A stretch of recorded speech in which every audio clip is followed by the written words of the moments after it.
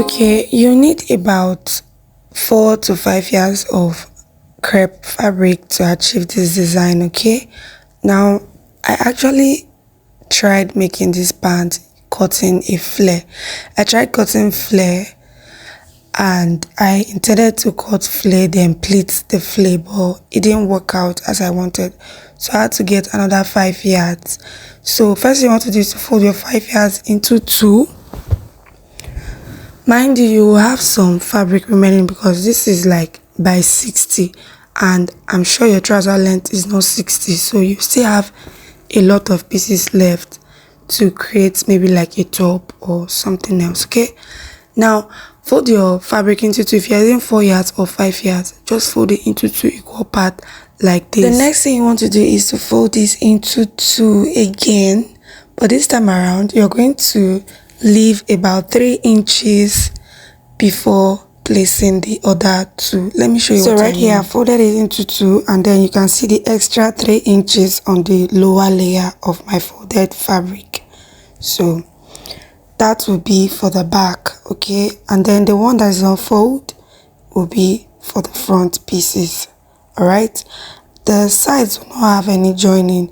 If you want the sides to have pockets, you can slit open the sides. Okay, but for this pant I didn't add any pockets. Now for the crotch area, we are going in by 12 inches. Okay, 12 inches. On that point where you mark 12 inches, place your tape right there, go in by 3 inches for the front. Okay, go in by 3 inches.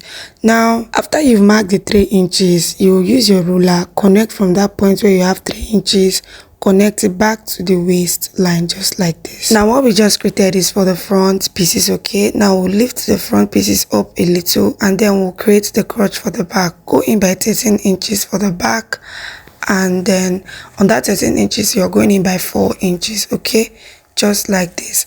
Now on that point where you marked for, connect it back to the waistline just like this. Yes, so that's that about the crotch area.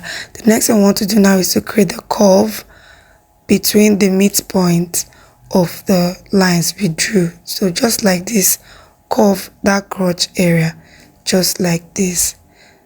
Good. So now we are going to cut out the length you want your trouser to be. Okay, if you want it to be very long, you decide. If you want it to be on your ankle length, so the length I'm working with is 50 inches and I'm gonna head to mark 50 inches. Now for the shaping, I did not shape anything because we are already going to pleat the pants, so the whole of my fabric was what I used for the width. Okay, the length I used is 50 for the pants.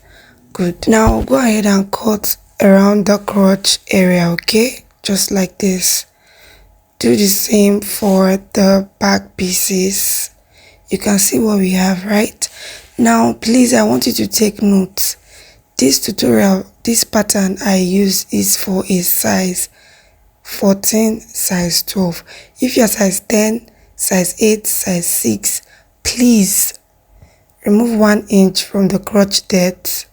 Okay, and remove ½ inch from the crotch width.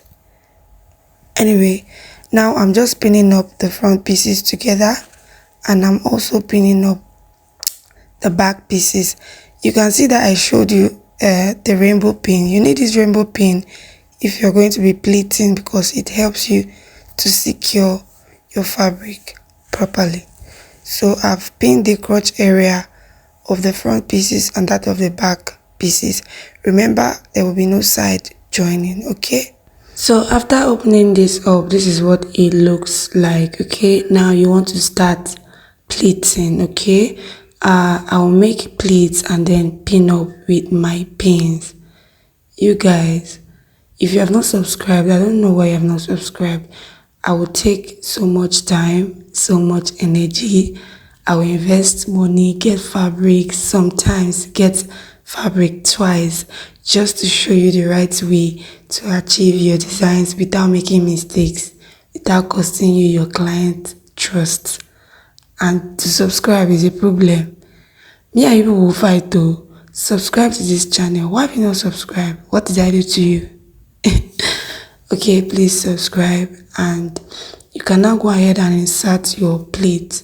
So I didn't plan to make a tutorial on this pants because this is that kind of pants that you create an online class for. Okay, I didn't plan to make a tutorial for this class, but because of that one subscriber, I don't even know if she has subscribed, but that one request on my comment section on all my videos requesting for this pants, I did this for you, and I hope you see this video and I hope it helps. Okay, you can see that the pant is coming together. It's giving that full volume, it's giving already. Okay, so while pleating, make sure you're using your tape to check and to confirm that it is the exact size of your waist by the time you're done.